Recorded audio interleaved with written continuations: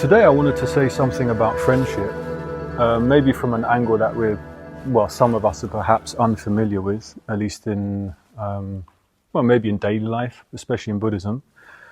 Partially it's related to the talk given last week by the man who actually ordained me and gave me my name. And he was talking about lineage, essentially, his teachers and everything. And also because we have Sangha Day. Sangha means something like spiritual community Sangha Day in 2 weeks. So I thought it was topical, and I don't know, I just wanted to do it. So that's a good reason, isn't it? So what came to mind? What came to mind initially was it's quite interesting. After after the Buddha's enlightenment, after he's said to have attained enlightenment under the Bodhi tree, he realized that he had no one he could really look up to anymore as a teacher. Yeah, he kind of clearly says that there was no one, no ascetics, really no practitioners around in his time that he could look up to, and he realized that not having someone or something, but not having someone to look up to is actually painful. It's a condition for suffering. Yeah, I'm not sure we even think about that in our culture at all. But that was the first, strangely enough, if not the first thing, one of the first things that struck the Buddha, that he didn't have anyone to look up to anymore, and that was a problem. So in the end, he ended up looking up to, revering everything in existence that made it possible for him to be free, to be liberated. Yeah, what's called the Dharma itself. Yeah, not in the Dharma in terms of what we might be familiar with in terms of the Buddha's teaching. The Dharma is in terms of reality itself, whatever that might be. Yeah, so he could revere that, but there wasn't anyone else for him to revere, which is quite interesting. And I mean, apparently in ancient India, you were considered quite uncultured if you didn't have a teacher, yeah, what we might call a life teacher or a spiritual teacher. And we're not like that, are we? Really? I don't want to get into a whole kind of endless thing about all the reasons why we don't really look up anymore that much. There's so many, aren't there? There's all the kind of world wars we've had where people get thrown into a meat grinder, looking up to people apparently who know better. We've had communism, we've had fascism, well, we still have. And we have kind of all sorts of other things, materialism, nihilism, the so-called European Enlightenment, and now what you might call a cult of individualism, which is fueled by a kind of, what do you call it? Not technocracy. Techno-feudalism, that's it. Anyway, the cult of individualism. So I don't really want to talk about any of that because it's just like goes on and on and on. I'd rather keep it a bit more personal because it's generally more practical and helpful for us, at least for me.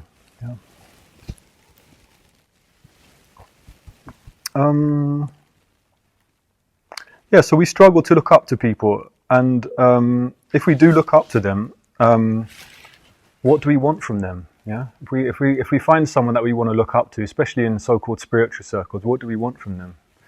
Yeah, we generally want perfection. We want them to be perfect. Yeah, we want a kind of, and if they're not perfect, they're kind of useless to us. Yeah, so somehow, if it's in a field of kind of the spiritual field or the moral field, we generally want someone perfect. I'm not really sure why this is. Some people say it's because, in a way, if you have a fantasy spiritual life, then you need a kind of fantasy figure in the middle of it, which you can just kind of project onto, and they're kind of doing all the amazing stuff, and you just don't change, basically. You just have this figure that who's perfect and you can admire, but you're not really doing much, yeah? And just to say, I think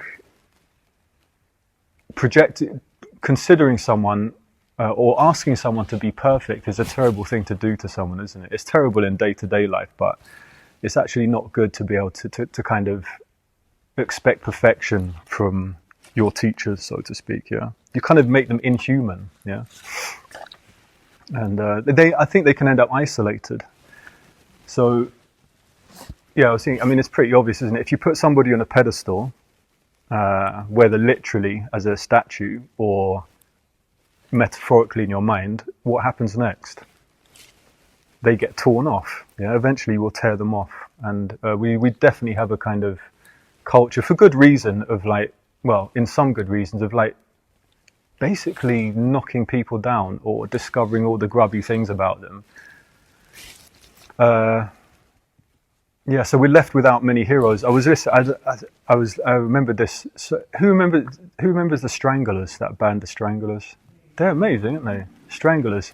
They brought this tune out in 1977 called "No More Heroes," which I heard like 20 years ago. It blew me away. It's such a good song. Stranglers are fantastic. Anyway, so maybe they're talking about that. No more heroes. Yeah. So what are you left with? So I think in a way, maybe there's all sorts of understandable reasons why we find it difficult to look up these days, you know.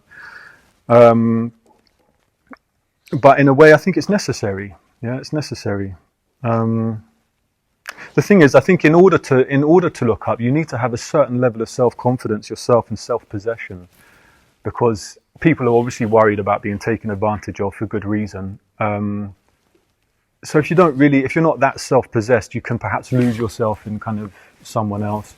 Or even worse, you just have this kind of horrible cynicism where you can't really do anything. You don't really look up to anything. You end up kind of in a bit of a wasteland.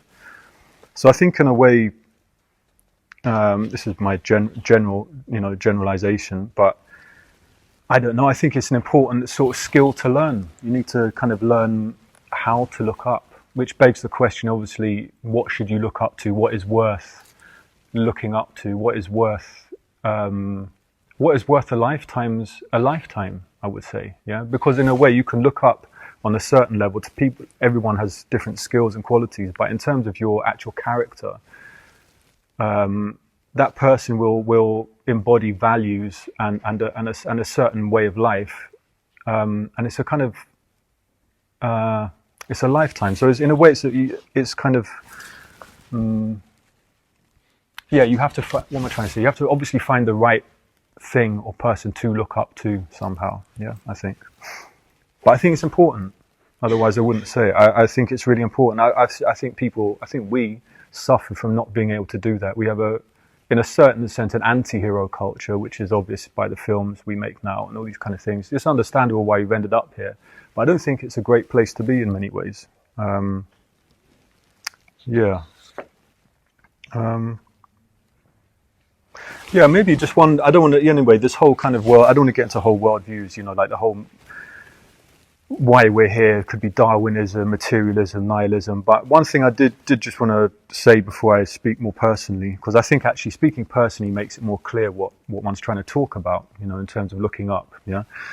One thing I did want to say is what I was saying before. I think the worst thing one can be is cynical. Yeah, cynicism. It feels to me like a disease, yeah. Always kind of looking for the worst in people, or looking for the real motives, yeah, like we know what they are.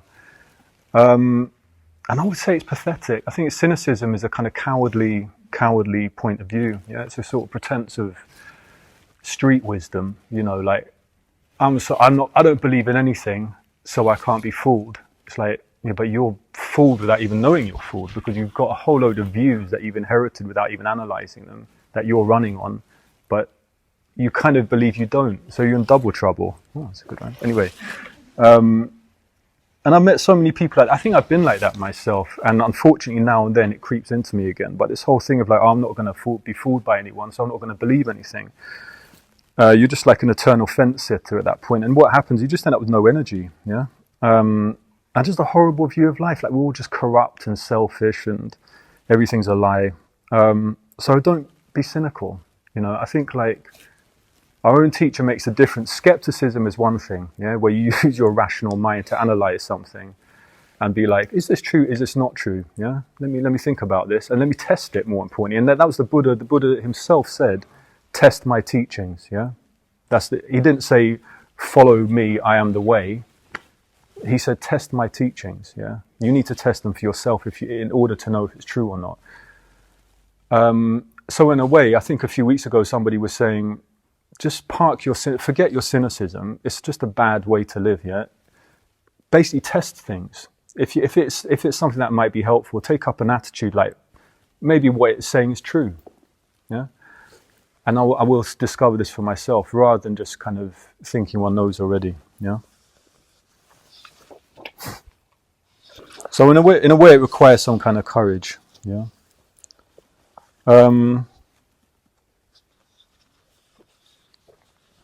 But in a way, I think in the end, you have to find something to look up to, isn't it? It's interesting. It's a bit like the metaphor of a guiding star. We're kind of looking up to something and going in a certain direction. If you don't have something or someone to look up to, you are kind of in a wasteland, and you can end up living your whole life in that wasteland. I think that's one of the tragedies of our age in some respects. Yeah.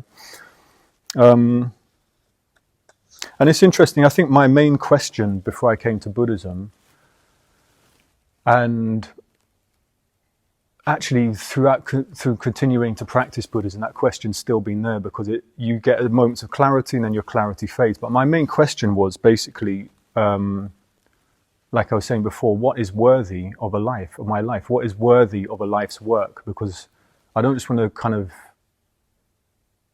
waste my time. Yeah, I want to be involved in something that's worthwhile with the short time I have on this planet. And that was the question: what is worthy of a life's work? Yeah, all the energy we put into things. I just used to find it astonishing. Like, I'm not going to call out people and friends of mine, but the amount of energy we put into things that you just think when you actually step back and look at what we're doing, the kind of hustle that we get on sometimes, you're just like, this is really a bit weird. Yeah, we don't have that much time, and we're like obsessed with this little niche, whether it's amassing billions of numbers in your bank account, or I don't know, there's all sorts of kind of mad things to get obsessed about. Anyway, this question led me to Buddhism, and I would say to the people that I just want to talk about.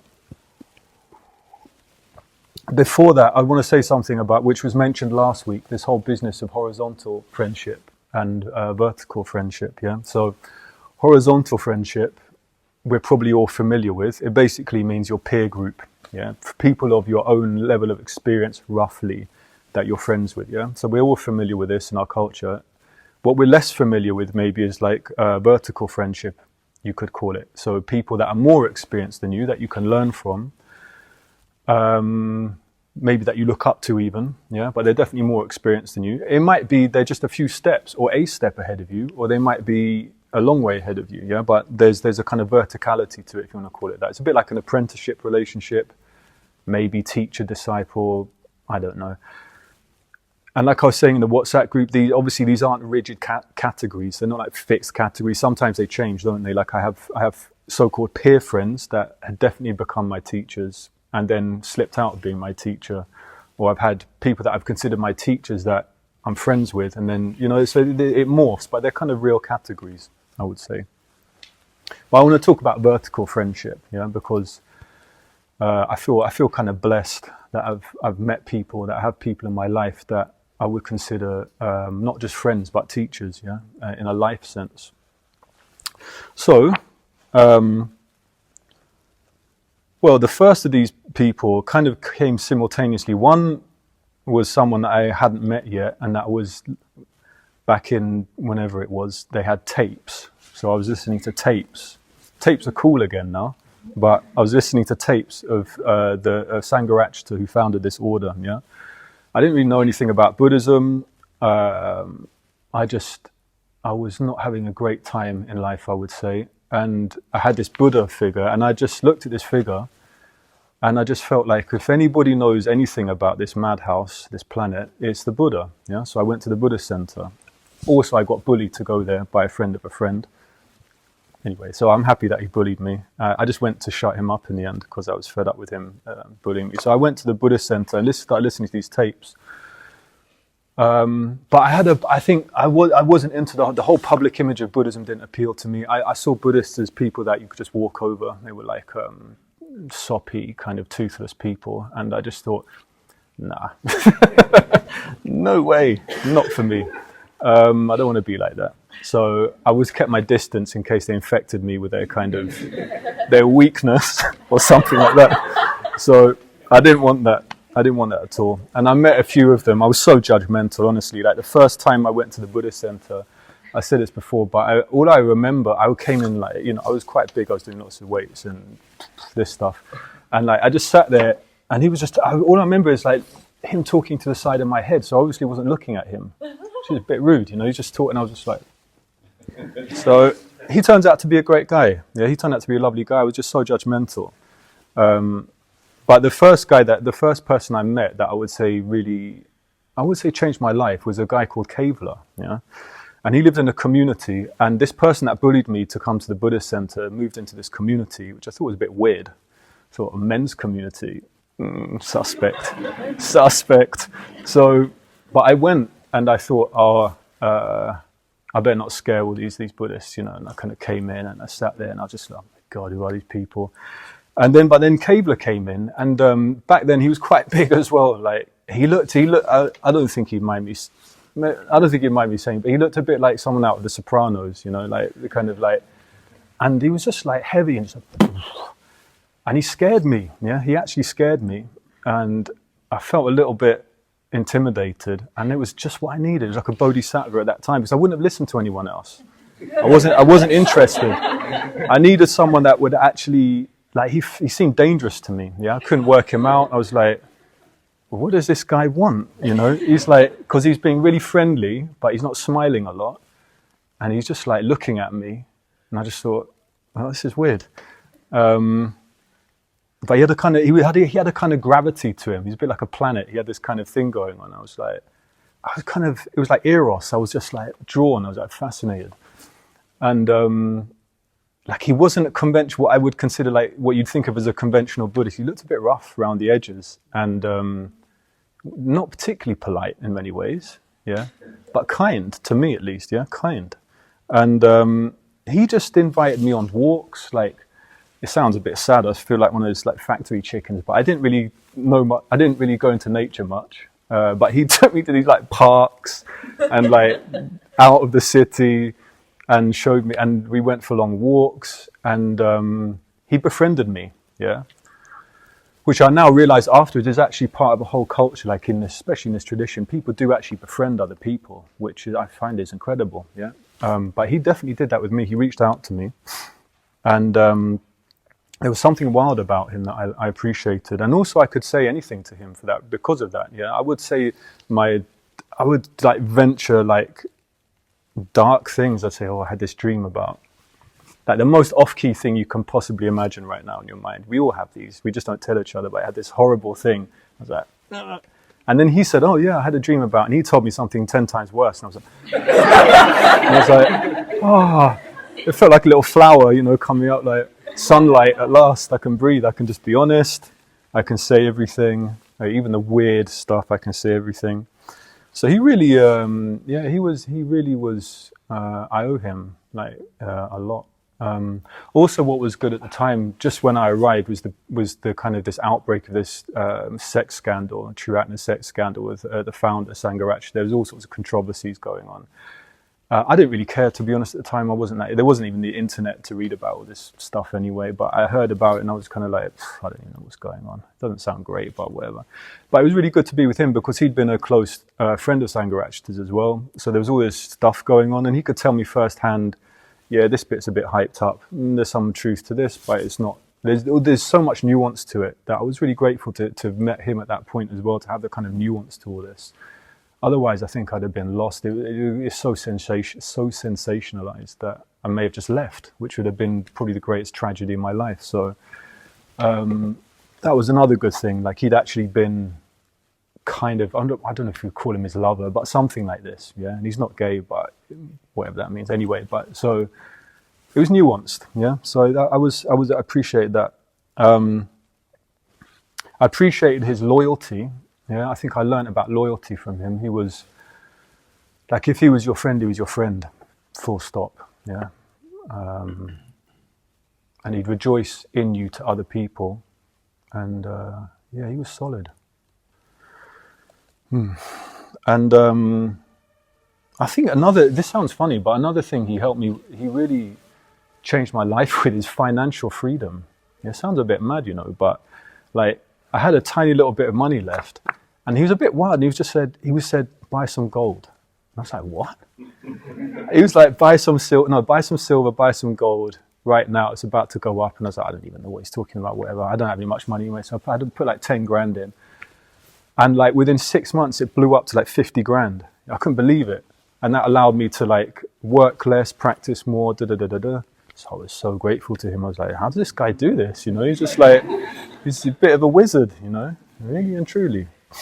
So yeah, I owe him, man. He's like, yeah, and actually the other thing was, at that time, I think my life was very different. I was doing music, involved in clubs and everything, and I had a number of music friends, but a lot of my friends were like selling drugs, like on crack basically, and a lot of gang-related activity, firearms, and they were all living upstairs from me. We lived in this block, and they were living upstairs from me, and they began to have problems with a whole load of they were like kids. Yeah, they were like 15 years old, and they all had handguns and vests and everything, and like there was all their parents had basically been sent to jail. They were like one of the biggest, in England at least, one of the biggest cocaine cartels, and all their dads had disappeared, and they were just left there. I don't know, maybe they found their dad's guns and stuff, I don't know. So all my friends had beef with these kids, and for some reason I got drawn into all of this, and because I lived underneath them. And I don't know, I think because I'd had a bad experience earlier when I was about 16, I basically got beaten up by a whole gang of guys, and just decided at that point I'd rather die than go through that again. So I was so stubborn, I was like, okay, well, whatever, yeah, I'm here. And I met Kavler in the doctors. That's right. I told him, and he said, oh, well, there's a space in the community. Why don't you move in? Like, as if it was just like, you're not running away. It's just like a nice place to live. And I was like, that sounds good. The way he framed it, I was just, oh, great. So he literally turned up the next day in his car, took all my stuff out my flat, and just took me. And I lived in this men's community called Sarana, which means refuge. Yeah. And it was like opposite, like this park. I was like, I said to him a few years later, was that like, and he was like, yeah, it was like deliberate, but he made it so smooth that there was no kind of weird stuff. Like I wasn't like, oh, is he trying to do something? It was like, that was very, I'm very grateful to him for that. And I have to say with him as well, one thing I appreciated about that period, he wasn't faced with violence, which can be a great thing. I don't mean he enjoyed it, he's the complete opposite, but he wasn't like freaked out by it. It was just like part of life. So I could speak to him. Yeah, so I lived with him for a few years, and that was fun. It was like a big house, a big men's community, and to be fair, it was disintegrating a bit, and like it was a bit of a mess basically. But it was perfect for me because I didn't want to be in a strict community. I wanted to be somewhere I could kind of do my own thing. So I lived there with him. So that's the first person. And also Sangharashta, like I say, I was listening to Sangharashta's tapes and they just blew me away. I was just like, I would get 4 of them off the shelf every week, just in random order, whatever sounded interesting to me, like, I don't know, Darkness in the Cemetery. I'd be like, wow, what's this? Or like The Wheel of Life, all this stuff. And I was like, really, I just go home, draw my curtains, put some candles on and listen to Sangharashta. And I was just like, this is incredible. It was really incredible. Yeah, so so Kavler and Sangharashta were my first 2 people that I look up to and looked up to. Yeah. Okay, so next we have someone called Janananda, who I've talked about a lot. And I met him in West London. And West London, the Buddhist centre in West London was almost dead. Yeah, it was like there was hardly anyone coming along. There'd been all sorts of internal order member drama with each other, as happens sometimes, yeah.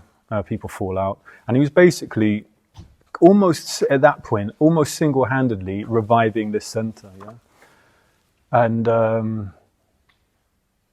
it's a bit of a miracle I went to the centre at all, because I went on the website and looked at their website, and it looked terrible. It was just like horrible, like flowers and like, the usual thing of like the water on the stones. and a Buddha. I was like, oh God! But I thought I need Buddhism, so I'm gonna have to just suck it up. And I went there, and he just immediately befriended me. He was like, wow, one of these people who would just immediately treat you seriously, take you seriously, and like see your good qualities, and talk to that, and even rejoice in your bad qualities. That sounds bad, but kind of like, wow, that's wild, like.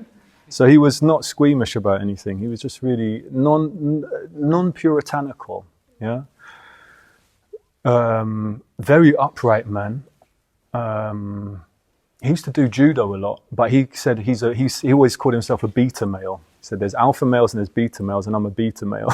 So he was, but he wasn't really. He was, but he wasn't. And I found it interesting because that part of West London at that point, it'd gone from being a rough area to being a mega posh area, yeah. And so everyone there was involved in banking. There's loads of Russian bankers coming along who didn't put any money in the Dana bowl. They were like worth billions. I know this guy called Borit Anyway, so loads of people, and for me, I found it interesting that they actually wanted to listen to what he had to say, So for me, like I had my whole hierarchies that I'd grown up with in my mind, but to see like these people that were kind of like financial warlords actually just being like, oh, I need to hear what you're saying.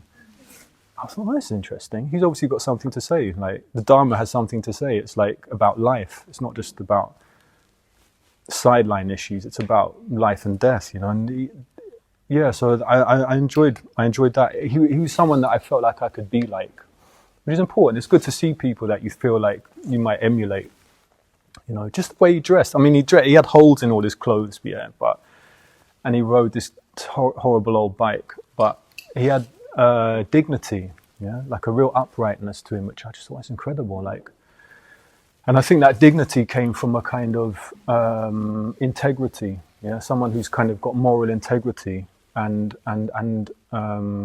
walks the walk, yeah. Like that was my experience of him, walking the walk.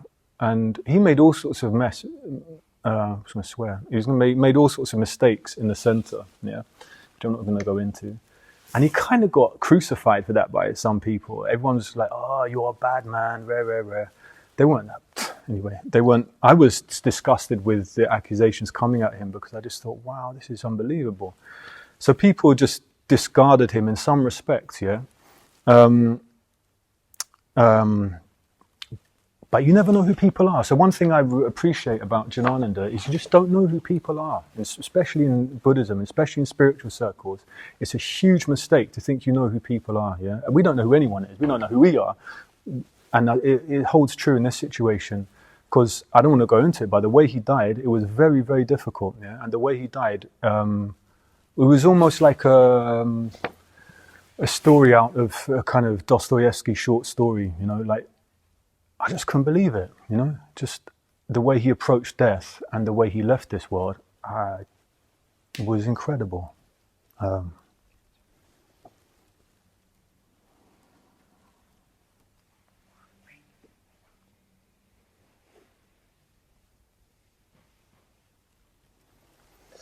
Yeah.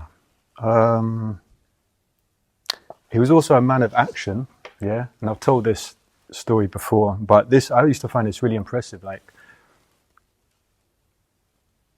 anyway, I'll tell it why not, because it's important. It tells you something. But I was living above the centre at that point in West London, and I came down after a yoga class, and I went to the toilet, and there was a huge turd in the toilet, just this horrible monster in there, and I was just like, I can't believe someone has left this.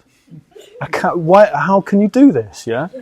And so I was disgusted. I was like, ugh. And so I went into the office, and he was busy working. And I said to him, "I cannot believe this. I went to the toilet, and there's this giant monster in there. What are people like?" And before I'd even finished a sentence, he was up in there, flushing it. I was just stunned. I was like, "This." I mean, it blew me away. I don't know if it doesn't, but it was just like I wouldn't go near this. Yeah, and I don't think any of you would, but he did. It was like heroic. So it was like. It was like but that was just one small sort of example of his heroism. you know, like I wasn't going near that. So yeah, I think I owe him a lot, and I think something he also did with me was he never kind of corralled me. He never kind of pushed me into a corner. He was always he always wanted me to kind of be me. Do you know what I mean? Like to flourish, to be like my shape, whatever that is. He didn't need to say anything about ethics because he had a backbone. So it was like it was in the air anyway. You don't need to lecture people. Like he was an upright person. So being with him, I think the thing is, you can only like attracts like. You can only be with someone. You can only be with friends with somebody if you're behaving in a similar way. Yeah, it's not possible otherwise. You know, if someone's kind of robbing and stealing and doing all kinds of horrible things, you can't really be friends with them. You can try, but it just doesn't really work. So I'm not saying that's what I was doing. I'm just saying, like, he just was relentlessly encouraging, basically, and yeah. I even said to him one day when I came to his office, like I was overwhelmed. You know, sometimes you get a moment of clarity. I was overwhelmed. I just went into the office and I said, "How can I ever repay you? Like, really? Like, how can I ever repay you for this?" And he just said, "You can't." And I was like, "All right." But he did say, "You can hand this on." Yeah, and that hit me. I was like, "All right, well, that's what I do then. I can hand it on." And yeah, so that was Janananda. Anyway, yeah. So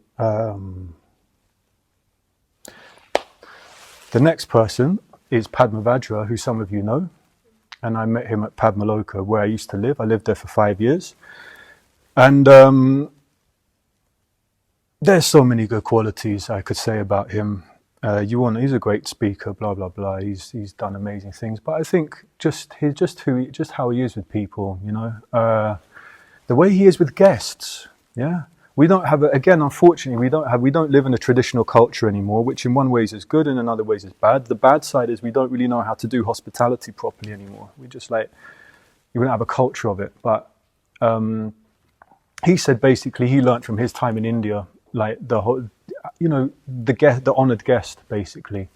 And I was just blown away the way he'd just drop everything. Someone would come, make sure he's got flowers in his room, like really look after people. And he'd do that on a daily basis. He did it with me. He did it with me for a long time before I was ordained. I'd almost go into his room every day and be like talking to him just about life and our problems, very, just really encouraging and kind, and just a really good person. A really, really good person.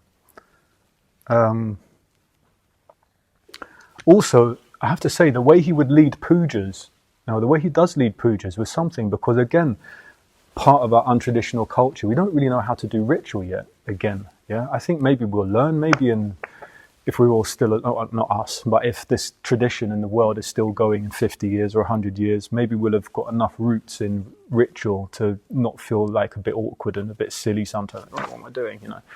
He doesn't seem to have that. He'll just lead a puja with some gusto, with some oomph, you know, mantras, and you do this, now you do that. It's a relief. I just really I've done so many pujas with him, like rituals in the evening, in meditation, that really did activated something in me, because I think in a certain sense with Buddhism, the modern tendency in the West has been to kind of secularize and strip anything out that, it's a bit brutal, like strip anything out that apparently isn't Buddhism or the Buddha's teaching, like people know what that is. It's a whole unit, it's a whole organic thing. And ritual, I think if you can get ritual somehow, to some degree, I think you tap into something else that you don't otherwise. Yeah, it's not easy to get into, but if you can get into it, it will change your practice of Buddhism. Yeah, it becomes less of a head thing and more of a kind of full-bodied experience. So I'm really grateful to him for that as well. Yeah. The next person I'll mention, he was here last week, is Satyaraja. I said I rejoiced in his merits last week, so I'm not going to say too much about him really. So much energy. I can't believe he's like almost 70 and he's just like flying along. And he really befriends people. Yeah, he's got, part of the reason I asked him to be my preceptor was because I saw how many guys that he'd ordained that I respected. I'm like, wow, he like really, again, if he's with someone, he's with someone. He's like very loyal. Yeah. He also knows Buddhism, which might sound like a strange thing to say, but there's a lot of people that don't have that kind of clarity. Like, I was in a study group with him called the Transcendental Principle, where you read this thick text, and I'm a bit like, unless I disagree with something, I'll just be like, yeah, that makes sense. Yeah, I'll just go with it. Yeah, it's like, that's how I've done Buddhism, or how I had done Buddhism. I was just like, well, all sounds good. Yeah, it's not rubbing me up the wrong way. And so I went into this study group with him, and I think there's 4 of us. And he's like, right, so what are your questions? Yeah, because it was like about the core principles in Buddhism, and everyone was like, good. And he just stopped. He's like, listen, if you're not going to come with any good questions, we can just forget this whole retreat and cancel the group.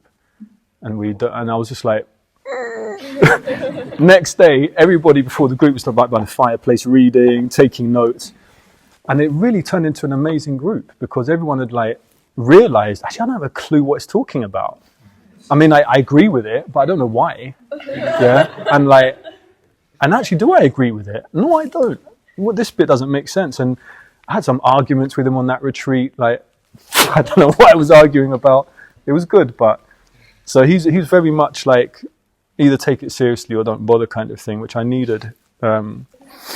Yeah, and I think one thing with him I'm very grateful for is I nearly left that place. Yeah, I hit a threshold in my own psyche where I was just like, I didn't even realize I was done with it. The way it manifested was, I think I need a new adventure. I need to go and move somewhere else and maybe start doing music again, and all fine on paper. But if you knew me at that point, you'd have been like, oh, you're doing it again. You know, there's this kind of like, let me just veer off away from this thing which is stirring me up or going to be difficult. And let me just escape to a new place. Yeah. And I told him, I said, yeah, I said this before, but I said to him, yeah, I've thought about this and I hadn't thought about it at all. Anyway, I thought, and I need to leave. And he was like, I don't think that's a good idea. And I was like, oh, okay. So then I waited another week and I said, yeah. And I said the same thing. He said, no, I don't think it's a good idea. And I was like, this is awkward now. Yeah. Because we live together. And so it's like one of those suttas. The third week I said to him, like, yeah, I've really thought about it this time.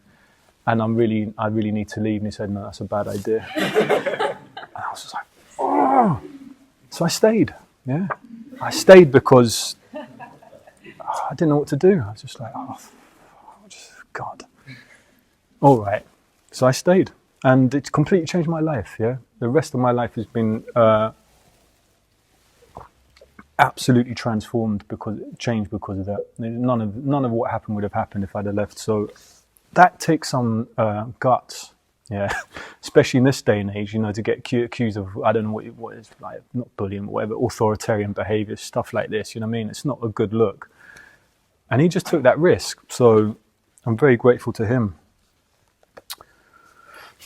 All right. Okay, another person that I want to mention is called Vidyamala. Yeah, I don't know her very well, but in 2018, I had an operation, which I won't go into. Those who know me are bored of hearing about it anyway, and if you don't, you probably don't need to hear about it. But it was extraordinarily painful. I always say the NHS, the National Health Service in Britain, sometimes leaves. How do you say it? Could be better. Yeah. Like I got a mess email from them saying, oh, you might be in some discomfort for a week. And I was like, oh, great, book my flight tickets for a week. And then I got there, you got your socks on, your gown, and then the doctor came in and said, oh yeah, just to let you know, the surgeon, so he said, just to let you know, this is, I think he said this is one of the top 3 most painful operations to recover from. So I was like, oh, what? And he was gone. I was like, oh my God, get injected. And he wasn't lying. I woke up. They couldn't even give me enough. I think it was fentanyl. Like, they couldn't even give me any more. I was just like, I need some more. And they were like, we can't. And also, anyway, that's enough of that. I'm not going to go into it. I was an absolute mess. Yeah, I've never been in that state. I've never been like that. And I pray that I don't experience that again. You know, maybe it's a bit like that when you're dying. I don't know. It was ridiculous. Couldn't get out of bed. I was sobbing. I was losing my mind. I couldn't sleep. Like, most difficult. Basically, every time I went to the toilet, it felt like I went on this forum, and there was a woman. She said, "I've given birth 4 times," and she said, "Every time I go to the toilet, it's more painful than giving birth." And it's gone on for and she said it went on for me for 6 weeks every day. And I read that after like day 3, and I was like, "Why, God? Why me?" So I was a mess. I was losing my marbles, honestly. I forget Buddhism. Couldn't even remember what Buddhism was. I was just lying in my own fluids, just like. And someone, I will say at that point, that was like a blessing to me, was Padmasambhava. Like, oh my God, he was like an angel. Honestly, he was just like so calm, and like I was lying there in agony. And I farted, and like all this disgusting liquid came out, and I was so humiliated. And he just laughed. He was like, ah. I was just like, what? He was just so kind to me, like really looked after me. Yeah, he was amazing. And but I was losing it. I was really losing it. And out of desperation, I remember there was this woman called Vidyamala, and I went online one night, like 4 a.m. And I found her, and I listened to her story, and her story is just like, again, she's just one of the most remarkable people I've ever heard of. Like, she's an order member in the UK. She's from New Zealand originally. I mean, she literally had the worst physical issues with her spine, broke, everything you can imagine that's gone wrong, went wrong. Like, and somehow, out of necessity, she turned towards that pain, and has been helping people ever since with like seriously chronic pain live, basically. She set up a whole thing. She got like a thing from the Queen or whatever it is, you know what I mean? She's like really, she's done miracles, and like I thanked her so much. Like I emailed her, she said, oh, maybe read this book, and I do. Like I was just, I don't know. Yeah, that she really saved my bacon, as they say. All right. So I'm wrapping up now. Like I was saying, you have these vertical people and horizontal. There's so many people in Berlin I could mention, people in this room. There's so many people that it's so inspired by, and I feel like, oh, they've got integrity. They've got real integrity, and I want to be more like that actually in my life. But one person I am going to pull up is, not just because he's here, is Lalita Ratner. Yeah. Lalita Ratner is an extraordinary character. Like, I have to say, when I first got here, I was a bit shocked. Yeah, I was like, wow, this guy is different.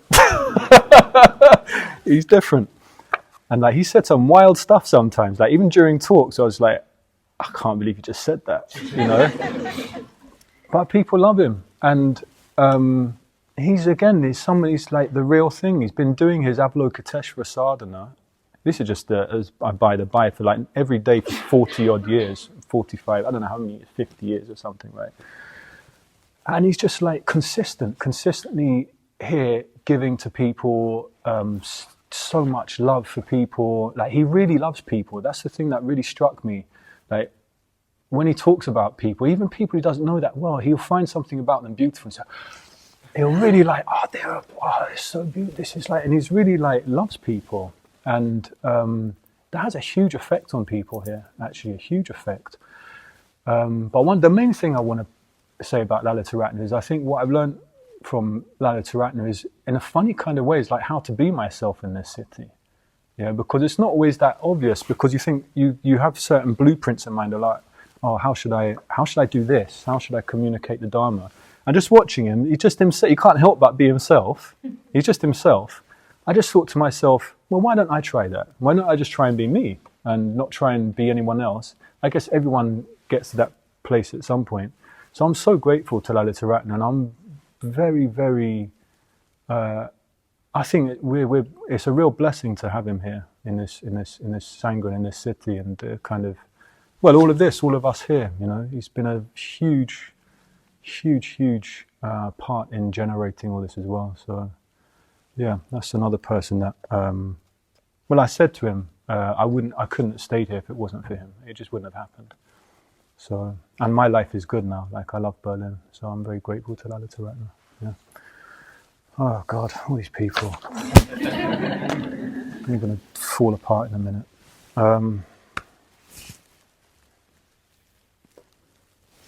I did have some clever remarks at the end. Did I? No, not really. Anyway, just to wrap it up, I would say, yeah, just try not to. Well, forget about cynicism. Choose values. Maybe if there's someone you look up to, then hold them as a whole person. You know, they don't have to be perfect, but hold them as a whole person. All their so-called faults and all their beautiful qualities, and then it's possible to look up, isn't it? And yeah, that's it. Good. Thanks.